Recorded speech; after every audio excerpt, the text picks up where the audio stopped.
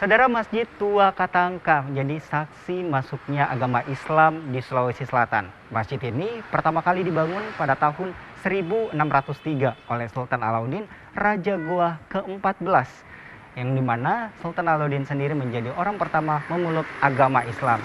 Dan hingga saat ini, masjid ini terus digunakan untuk tempat ibadah oleh warga sekitar.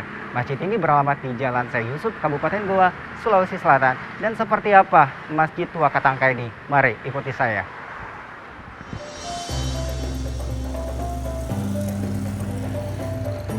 Masjid Tua Katangka hingga kini masih kokoh berdiri. Berada di Jalan Syekh Yusuf, Kabupaten Goa, Sulawesi Selatan, masjid ini jadi saksi sejarah masuk dan berkembangnya agama Islam di daerah ini. Masjid ini jadi pusat penyebaran agama Islam di bawah Raja Goa ke-14, sekaligus orang pertama yang memeluk agama Islam, Sultan Alauddin.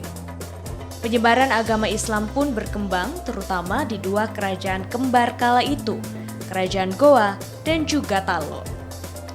Selain menyimpan sejarah, masjid ini pun juga syarat makna di setiap bangunannya. Sebut saja 6 jendela yang diartikan 6 rukun iman dan 5 pintu masjid yang diartikan 5 rukun Islam.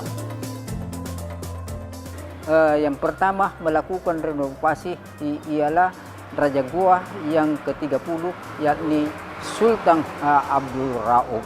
Kemudian raja-raja berikutnya dan Kadih Goa, termasuk cagar budaya pernah merenovasinya, dan juga gubernur pernah merenovasinya, dan terakhir yang ke-7 adalah masyarakat setempat ini pernah merenovasi kembali.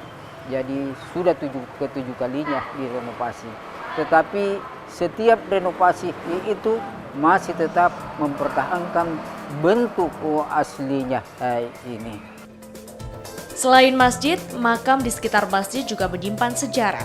Mereka yang dimakamkan merupakan raja dan juga keturunannya. Satu kubah bangunan diisi hingga 7 makam raja dengan simbolisasi Islam. Saudara, saya telah mengelilingi Masjid Tua Katangka. Di sekitar masjid ini terdapat makam Raja-Raja Goa.